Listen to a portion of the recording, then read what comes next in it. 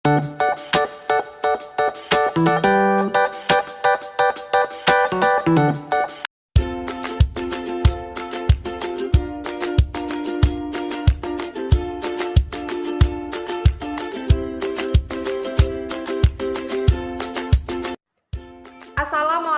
warahmatullahi wabarakatuh. Apa kabar semuanya? Semoga kita selalu diberikan kesehatan. Oke, hari ini kita akan membahas mengenai ketentuan Undang-Undang Dasar Negara Republik Indonesia tahun 1945 dalam kehidupan berbangsa dan bernegara. Materi yang pertama itu adalah makna kemerdekaan beragama dan kepercayaan. Di sini siapa yang tahu apa sih makna dari kemerdekaan beragama dan kepercayaan itu? Ya, benar sekali. Untuk lebih jelas lagi, berikut ini adalah makna kemerdekaan beragama dan kepercayaan. Nah, jika kita lihat dari makna kemerdekaan beragama dan kepercayaan tadi, dapat kita simpulkan bahwasannya manusia itu memiliki hak asasi manusia dalam memilih. Demikian halnya juga dengan berbangsa dan bernegara, seperti negara Indonesia memberikan kebebasan kepada warga negaranya untuk memeluk agama sesuai dengan kepercayaannya masing-masing. Materi yang kedua adalah makna pertahanan negara.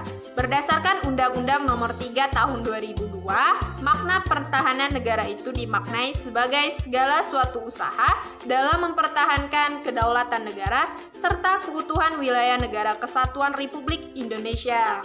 Materi yang selanjutnya itu adalah pola hidup yang baik dilakukan antar umat beragama. Yang pertama, seluruh warga dapat memahami agama atau menghormati agama lain. Yang kedua, seluruh warga menjalankan ibadah sesuai dengan agamanya masing-masing. Dan yang ketiga, seluruh warga menjaga kesatuan dan persatuan tanpa membedakan agama dan kepercayaannya masing-masing. Poin pertama dari pola hidup yang baik dilakukan antar umat beragama yaitu saling menghormati. Contohnya, misal kita kaitkan di dalam lingkungan sekolah. Kita bergaul dengan teman kita yang berbeda agama. Yang harus kita lakukan adalah menghormati antara perbedaan yang ada tanpa membedakan agama serta kepercayaan masing-masing. Untuk poin kedua, di mana masyarakat atau warga negara menjalankan ibadahnya sesuai dengan agamanya masing-masing. Misalkan, kita sedang berkumpul dengan keluarga atau kerabat kita yang memiliki perbedaan agama dengan kita. Lalu, apa yang harus kita lakukan dalam menanggapi hal tersebut? Ya, betul sekali. Yang harus kita lakukan itu adalah kita harus konsisten. Artinya, kita harus menjalankan ibadah sesuai dengan agama kita masing-masing. Oke, materi yang selanjutnya itu adalah sistem pertahanan negara Indonesia. Berdasarkan Undang-Undang Nomor 3 Tahun 2002, sistem pertahanan negara Indonesia adalah sistem yang bersifat semesta. Nah, apa sih yang dimaksud dengan sistem pertahanan yang bersifat semesta?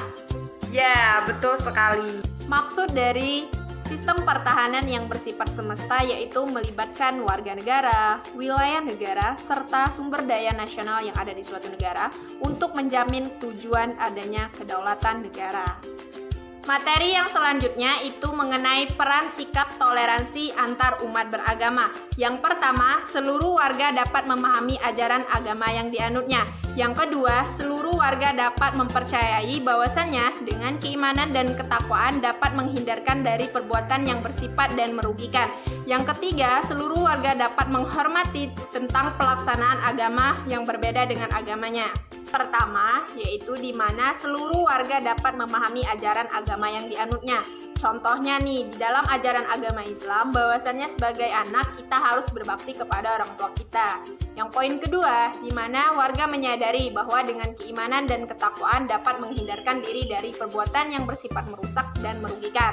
Contohnya nih, kita menyadari bahwa sikap membuli itu merupakan perbuatan yang merusak serta mencela ciptaan Tuhan. Yang poin ketiga, kita menghormati antara agama yang satu dengan agama yang lainnya, di mana kita harus toleransi dengan adanya perbedaan yang kita miliki.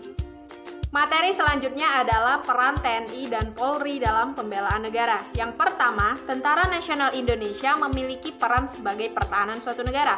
Contohnya sebagai penangkal bagi adanya ancaman militer terhadap dalam negeri maupun luar negeri yang mengancam suatu kedaulatan negara serta keutuhan wilayah. Yang kedua, Kepolisian Negara Republik Indonesia berperan sebagai memelihara keamanan. Contohnya, Kepolisian Negara Republik Indonesia mengayomi, melayani, dan memelihara keamanan di dalam suatu masyarakat. Oke, itulah penjelasan dari saya mengenai materi hari ini. Sekian, terima kasih. Wassalamualaikum warahmatullahi wabarakatuh.